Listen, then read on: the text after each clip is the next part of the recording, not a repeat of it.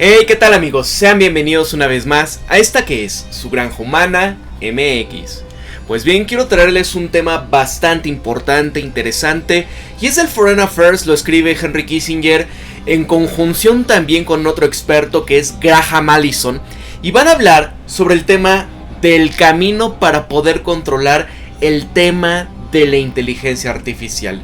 Esta situación, amigos, lo ponen en un punto de vista donde se refieren a lo que pasó con el control de las armas nucleares. A esta situación donde tanto la Unión Soviética como Estados Unidos, pues fue una cuestión donde querían controlar que otros actores, ya sean malintencionados u otras potencias que pudiesen llegar a tener este tipo de poder, no se siguiese propagando. Situación preocupante, situación que, vaya, a día de hoy estamos viendo que estamos a nada de que vaya a existir ya es esta semana que inicia, va a hacer una prueba de la OTAN en tema de un ejercicio nuclear. Ojo, no con un instrumento de democratización masiva, sino un simulacro, con aviones de cuarta, quinta generación, situaciones que están poniendo los pelos de punta. Pero sobre esto también hablan el tema más importante, la inteligencia artificial. Y es que para muchos ustedes pues recordarán este tema del capítulo de Metalhead en esta serie que se llama se va el nombre ahorita, Black Mirror. Y vean ustedes, este tipo de robot autónomo que está de cierta manera en un momento hibernando, se puede recargar automáticamente. ¿Y qué pasa en este futuro distópico en donde ya casi no hay personas y están huyendo? Precisamente de ese tipo de cosas que puede llegar a pasar en algún momento donde estas cosas puedan seguir avanzando. Eso es Boston Dynamics, esos perritos o estas cosas cuadrúpedas ya están ahí. Ellos han dicho, nosotros no queremos que se utilice nuestra tecnología con fines nefarios como lo están haciendo los ejércitos, ¿no? Eso es lo que quieren controlar, para evitar que en algún momento se salga de control. Y ojo, no es para menos. Una prueba que se realizó hace un par de meses, también en este tema de la inteligencia artificial, una máquina, o más bien, uno de estos algoritmos, tuvo que eliminar de manera virtual a su operador, porque se le impedía lograr sus metas. Entonces esta lo que quería era, pues al fin y al cabo, ¿no? Estás programada y tu finalidad es cumplir ese objetivo. ¿Y cuál era aquello que le estorbaba? El operador. Y lo eliminó. ¿Qué puede llegar a pasar si en algún momento estas cosas son puestas de mala manera? Y entonces sí, nos quieren llegar a torcer. ¿Se han dado cuenta cómo esto sí hay implicaciones donde claro que sí puede llegar a preocupar a todos? O sea, vamos a empezar, amigos, se los voy a poner. Primera parte, habla sobre los instrumentos de democratización masiva, cuál fue la historia de estos, cómo se trataron de controlar, y eso es lo que quieren ahora. El camino hacia el control de armas de inteligencia artificial. Estados Unidos y China tienen que trabajar en conjunto para evitar una catástrofe.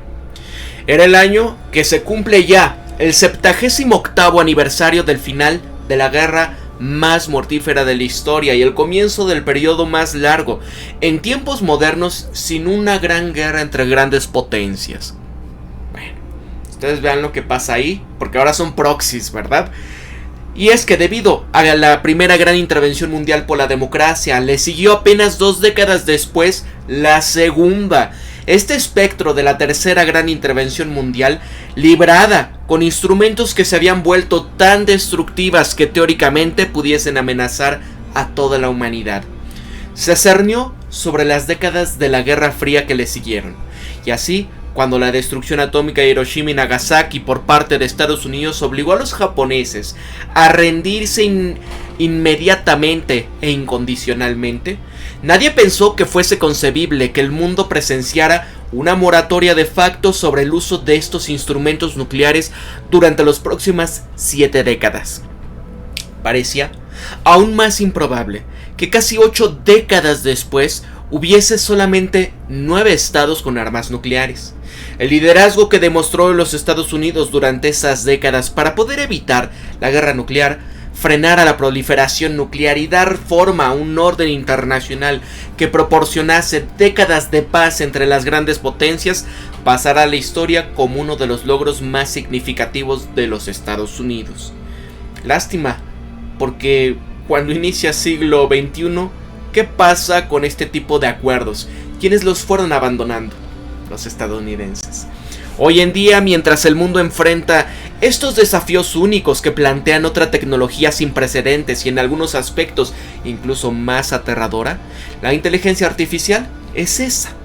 No es sorprendente que muchos hayan estado buscando la instrucción en la historia. Las máquinas con capacidades sobrehumanas amenazarían este estatus de la humanidad como amo del universo.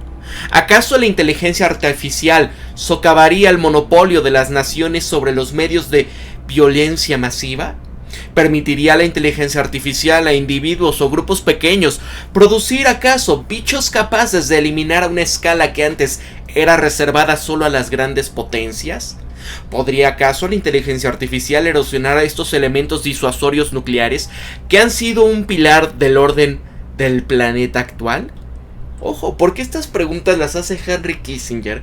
Si las hiciera cualquier persona como nosotros, pues nos dirían, teórico de la conspiración. Pero miren quién lo habla. Y es interesante porque son preguntas bastante válidas. Es algo del por qué nos quieren alejar más de este tema que son las inteligencias artificiales y estos modelos de lenguaje amplio, LLM por sus siglas en inglés, que son para crear estos modelos como ChatGPT. Y eso es importante por todas las implicaciones que puede sacar este tipo de tecnología si cae en manos que ellos pueden decir equivocadas. Claro, la gente no está loca, pero claro, también hay personas que lo pueden utilizar para hacer muchas cosas nefarias, ¿no? Sí, entendemos el tema que desinformación, temas donde pueden suplantar la identidad y demás, pero ojo, esto con las debidas regulaciones puede esta gente ser disuadida a no cometer esos actos, ¿no? Pero el tema es, oye, las grandes capacidades y cuestiones que la humanidad puede tener con estos avances, porque lo quieren nada más para unos pocos, que son los gigantes tecnológicos. Y eso también es un peligro, porque ya no sería una democratización del conocimiento, sino la monopolización de este sobre pretexto de que ellos son los buenos. Miren, en este punto nadie puede responder a estas preguntas con seguridad, pero a medida que hacemos exploraciones de estos temas durante los últimos 2 años con un grupo de líderes tecnológicos a la vanguardia de la revolución de la inteligencia artificial, hemos llegado a esta cuestión de que las perspectivas de que el avance sin restricciones de inteligencia artificial va a crear consecuencias catastróficas para Estados Unidos y el mundo, que son tan apremiantes que los líderes de los gobiernos tienen que actuar ya. Y aunque ni ellos ni nadie puede saber lo que depara el futuro, se entiende lo suficiente como para comenzar a tomar estas decisiones difíciles, tomar medidas ya, reconociendo que estarán sujetos a revisiones repetidas a medida que se vaya descubriendo más. Y a medida que los líderes estén tomando estas decisiones, las lecciones aprendidas en la era nuclear van a poder informar estas decisiones. Incluso advertiros de adversarios que competían, discúlpenme, por desarrollar y desplegar una tecnología sin precedentes que podría eliminar a cientos de millones de personas, habían descubierto islas de intereses compartidos. Como duopolistas, tanto Estados Unidos como la Unión Soviética tenían interés en impedir la rápida propagación de estas tecnologías a otros estados que pudiesen amenazarles. Tanto Washington como Moscú habían reconocido que si esta tecnología nuclear caía en manos atroces, deshonestas o de bad hombres dentro de sus propias fronteras, podrían utilizarse para amenazarlos. Y por esto, cada uno había desarrollado sistemas de seguridad sólidos para sus propios arsenales. Pero de que cada uno pudiese verse amenazado si actores deshonestos en la sociedad de los adversarios advertían armas nucleares, ambos consideraban que les convenía discutir este riesgo entre sí, descubrir prácticas y tecnologías que iban a desarrollar para garantizar que esto no sucediese. Y una vez que estos arsenales de sus armas nucleares alcanzaron el nivel en el que ninguno pudiese atacarse al uno al otro sin desencadenar una respuesta que destruiría a sí mismo, descubrieron una paradójica estabilidad de la destrucción mutua asegurada, MAD por sus siglas en inglés. Y a medida que se internalizaba esta fea realidad, cada potencia había aprendido a limitarse y encontraron formas de persuadir a sus adversarios para limitar sus iniciativas, a fin de poder evitar confrontaciones que pudiesen conducir a una gran intervención. De hecho, los líderes tanto estadounidenses como del gobierno soviético se habían dado cuenta de que evitar una guerra nuclear de la que su nación sería la primera víctima era la responsabilidad fundamental. Y ojo amigos, si están en la posibilidad de apoyar este canal, por favor a través de mi Patreon, todos aquellos que eran miembros de este canal, parte de YouTube, bueno, ha congelado de momento la monetización. Yo les pido por favor que pidan su devolución y acá en Patreon puedan apoyarme para que pueda continuar creándoles contenido. Ojo, los desafíos que presenta la inteligencia artificial hoy no son simplemente un segundo capítulo de la era nuclear. La historia no es un libro de cocina con recetas que puedan seguir para elaborar un soufflé. Las diferencias entre inteligencia artificial y las armas nucleares son al menos tan significativas como las similitudes. Y sin embargo, si se entiende y se adaptan adecuadamente, las lecciones aprendidas en estas configuraciones de un orden internacional que ha producido casi 8 décadas sin guerras entre grandes potencias, ofrece la mejor guía disponible para los líderes que están enfrentando la inteligencia artificial en la actualidad. Y es que en este momento solamente hay 2 superpotencias en esto de la inteligencia artificial, Estados Unidos y China, puesto que son los únicos con este talento. Los institutos de investigación y capacidad informática masiva necesarios para poder entrenar a estos modelos más sofisticados de inteligencia artificial. Y esto les ofrece ya una estrecha ventana de oportunidad para crear directrices que puedan impedir estos avances y aplicaciones más peligrosas de la inteligencia artificial. Aquí, Joe Biden y el presidente Xi Jinping deberían de aprovechar esta oportunidad celebrando una cumbre. Tal vez inmediatamente después de la reunión del Foro de Cooperación Económica del Asia-Pacífico en San Francisco, que se llevará este noviembre, donde pudiesen mantener estos debates que sean más amplios, directos y cara a cara, sobre lo que deberán de ver como uno de los problemas más importantes que se enfrenta la humanidad hoy. ¿Qué hay de las lecciones de la era nuclear? Y ojo, porque esta parte es para poner el contexto de qué podemos enfrentar. Después de la situación de los instrumentos atómicos devastadores en estas ciudades japonesas en el 45, los científicos que habían abierto la caja atómica de Pandora vieron lo que habían creado y retrocedieron horrorizados. Robert Oppenheimer, el científico principal del proyecto Manhattan, había recordado una frase de Bhagavad Gita y decía: ahora me he convertido en la muerte, el destructor de mundos. Oppenheimer se convirtió en un defensor tan ferviente de las medidas radicales para controlar este instrumento que le quitaron sus autorizaciones de seguridad. El manifiesto de Russell Einstein, firmado en el 55 por 11 científicos destacados, entre ellos no solamente Bertrand Russell y Albert Einstein, sino también Linus Pauling y Max Born, advirtieron sobre los aterradores poderes de estos instrumentos e imploraron a los líderes mundiales que nunca los usaran. Amigos, ¿qué hicieron? Y aunque el presidente estadounidense Harry Truman nunca expresó dudas sobre su decisión, ni él ni los miembros de su equipo de seguridad nacional tenían una visión viable de cómo esta asombrosa tecnología pudiese integrarse en el orden internacional de la posguerra. ¿Debería acaso los Estados Unidos intentar mantener esta posición de monopolio como la única potencia atómica? ¿Era eso siquiera factible? En pos de ese objetivo, ¿podría acaso Estados Unidos compartir su tecnología con la Unión Soviética? ¿Acaso la supervivencia del mundo con esta arma requería que los líderes inventasen alguna autoridad superior a los gobiernos nacionales? Henry Stimson, que era secretario de guerra de Truman, que acababa incluso de ayudar a lograr la victoria sobre Alemania y Japón, él habría propuesto que Estados Unidos compartieran este monopolio de la bomba atómica con el líder soviético Joseph Stalin, el primer ministro británico Winston Churchill, para poder crear una gran potencia llamada condominio, que impediría la proliferación de armas nucleares. Truman creó un comité presidido por el subsecretario de Estado Ben Ackerson, también para desarrollar una estrategia en llevar a cabo su propia propuesta Stimson. Ackerson esencialmente estuvo de acuerdo con Stimson, y la única manera de evitar que una carrera armamentista nuclear terminase en una situación catastrófica sería crear una autoridad internacional que sería la única poseedora de este instrumento. Ojo, ¿cómo ya viene la noción de este gobierno, verdad? Entonces, pongan atención, amigos, que esto es interesante.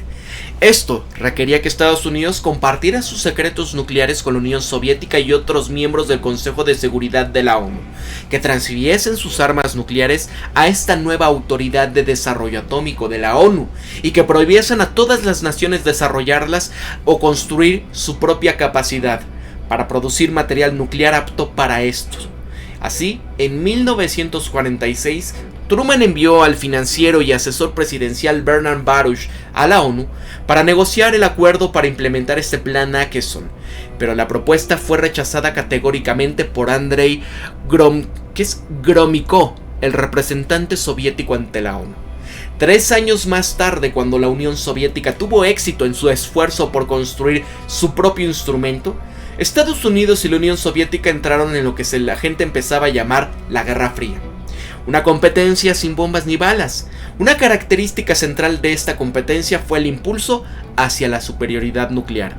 En su apogeo, los arsenales nucleares de las dos superpotencias incluían a más de 60.000 armas, algunas de ellas con ojivas con mayor poder explosivo que todas las armas que se habían utilizado en todas las intervenciones de la historia. Estos expertos debatieron si una guerra nuclear total significaría el final de todas las almas vivientes del planeta. Y a lo largo de las décadas, Washington y Moscú han gastado billones de dólares en sus arsenales nucleares. El actual presupuesto anual de la empresa nuclear estadounidense ha superado los 50.000 millones de dólares. Y en las primeras décadas de esta carrera, tanto Estados Unidos como Unión Soviética dieron avances tan inimaginables, con una esperanza de poder obtener una ventaja decisiva. E incluso quiero ponerles aquí también, miren acá, este clip que es interesante también ver, porque siempre que hablamos de este tema es muy importante poner algo gráfico. Los aumentos en el poder explosivo de estas armas requirieron la creación de nuevas métricas, desde kilotones, que es el equivalente de la energía liberada por 1000 toneladas de TNT, para las armas de fisión originales, hasta los megatones, equivalentes a las liberadas por 1.000.000 de toneladas. Y así, para las de fusión de hidrógeno. Estas dos partes inventaron misiles intercontinentales capaces de lanzar ojivas a objetivos en el otro lado del planeta 30 minutos. Satélites que giran alrededor del globo a una altura de cientos de kilómetros, con cámaras que pueden identificar estas coordenadas de los objetivos en cuestión de centímetros. Y defensas que pueden en esencia golpear una bala con una bala. Algunos observadores han imaginado seriamente defensas que harían que las armas nucleares, como lo decía el presidente Ronald Reagan, fueran impotentes y obsoletas. Pero bueno, vean las que existen hoy en día, hipersónicas, ¿verdad? Miren esto. ¿Qué pasa con el arsenal conceptual? Al intentar dar forma a estos acontecimientos, las estrategias se desarrollaron en un arsenal conceptual que distinguía entre el primero y el segundo ataque. Aclararon los requisitos esenciales para una respuesta de represalia fiable. Desarrollaron una tríada nuclear, submarinos, bombarderos y misiles terrestres, para garantizar que si un adversario descubriese una vulnerabilidad, otros componentes de este arsenal siguiesen disponibles para una respuesta devastadora. La percepción de estos riesgos de los lanzamientos accidentales o no autorizados de armas de impulso, más bien impulsaron la invención de un enlace de acción permisivo, cerraduras electrónicas integradas con armas nucleares que impedían que se activasen estas sin los códigos de lanzamiento correctos. Los despidos fueron diseñados para proteger contra avances tecnológicos que pudiesen poner en riesgo estos sistemas de comando y de control, lo que había motivado también a la invención de una red informática que involucraba hasta convertirse en Internet. Como lo decía el estratega Herman Kahn, estaban pensando hasta en lo impensable. En el centro de la estrategia nuclear estaba este concepto de la disuasión, impedir que un adversario atacase amenazando con costos desproporcionados con cualquier beneficio concedible. Y aquí se llegaba a entender también esto, la credibilidad. ¿Por qué? Miren esto. Esta discusión exitosa requería no solamente una capacidad, sino también credibilidad en el oponente. Las víctimas potenciales también necesitaban no solo los medios para responder con decisión, sino también la voluntad. Los estrategas financiaron aún más esta idea básica con conceptos como disuasión extendida, que buscaba emplear un mecanismo político, una promesa de protección a través de una alianza, para persuadir a los estados clave de que no construyesen sus propios arsenales. En el 62, cuando el presidente estadounidense John F. Kennedy confrontaba al líder soviético Nikita Khrushchev por sus misiles con ojivas nucleares que los soviéticos habían colocado en Cuba, la comunidad de inteligencia estadounidense había estimado que incluso si Kennedy lanzase un primer ataque exitoso, la respuesta soviética de represalia con sus fuerzas existentes y sus capacidades pudiesen eliminar a 62 millones de estadounidenses. En el 69, cuando Richard Nixon asumió la presidencia de Estados Unidos, tuvo que repensar este enfoque. Uno de nosotros, Kissinger, había descrito cómo más tarde el desafío, decía, nuestras estrategias de la defensa formadas en el periodo de nuestra superioridad tuvieron que ser reexaminadas a la dura luz de las nuevas realidades.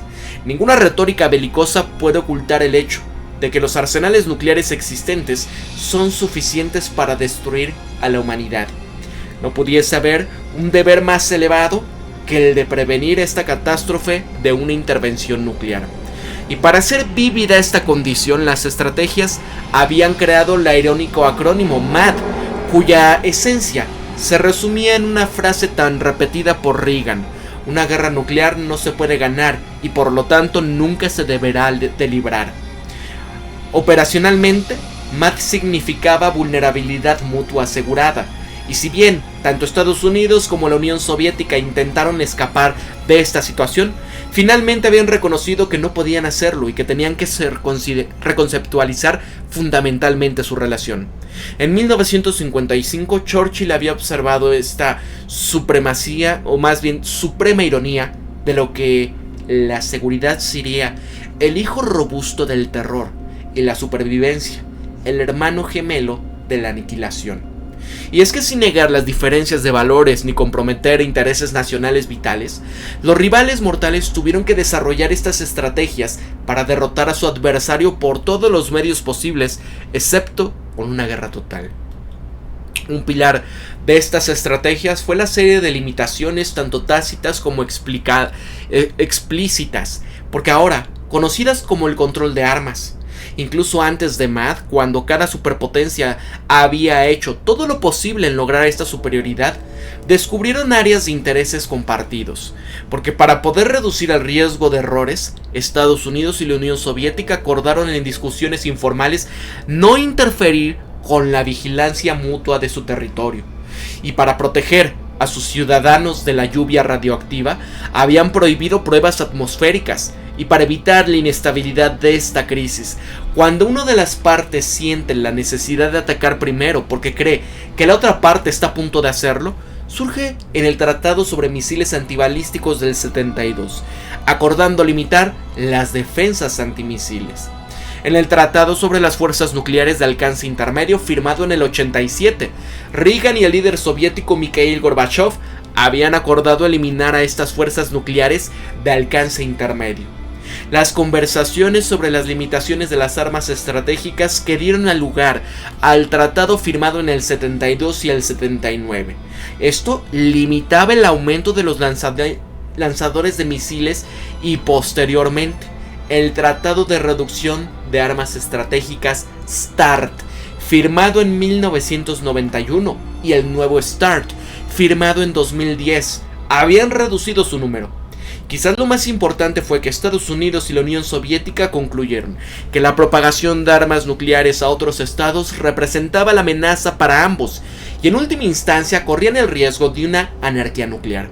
Habían generado lo que ahora se le conoce como el régimen de no proliferación, cuya pieza central es el Tratado de No Proliferación Nuclear de 1968, mediante la cual 186 países no se han comprometido, más bien hoy ya se comprometieron a abstenerse de desarrollar sus propios arsenales nucleares. Pero ojo amigos, todo está volviendo. Está volviendo en un sentido donde ya se está diciendo por parte de Rusia que si Estados Unidos lanzan una de estas pruebas, que ellos aparte ya se van a retirar de este acuerdo de no pruebas nucleares y que los van a empezar a volver a probar solamente si Estados Unidos lanza el propio. La siguiente semana, Estados Unidos, en conjunto con la OTAN, van a hacer ejercicios nucleares. Ejercicios más no prueba. Esto ya está subiendo de tono todo. Vean. Y ojo, porque el tema central aquí es lo que viene para la segunda parte. Cómo controlar la inteligencia artificial. Espero que en esta primera parte hayas puesto en contexto a lo que posiblemente nos vamos a enfrentar cuando en esta situación va a ser algo que obviamente ya lo está cambiando en la vida de prácticamente todas las personas. Y ese es el tema de la inteligencia artificial. ¿Qué pasará cuando llegue un momento en donde estemos como en esta serie de Black Mirror, de Metalhead, ¿no? ¿Qué va a pasar en el momento en donde puedan salirse de control o no haya sido un muy buen ajuste y que esté en su codificación? Hay que eliminar a todos, ¿no? Así como en esa serie. Véanlo. Para la Granja Humana MX se despide Pablo y recuerden esto siempre. Piensen críticamente, sean ustedes mismos, conózcanse de verdad quiénes son, sean empáticos. Para la Granja Humana MX se despide Pablo, nos vemos, hasta la próxima. Por favor, si estás en la posibilidad de apoyarme a través de mi Patreon, se los pido por favor. Todos aquellos que eran miembros del canal, de momento está congelada la monetización de este canal, pero si ustedes pueden y quieren que este canal continúe creando contenido, ahí a través de mi Patreon me pueden apoyar. Para la Granja Humana MX se despide Pablo, hasta luego. Cuídense mucho, pórtense bien.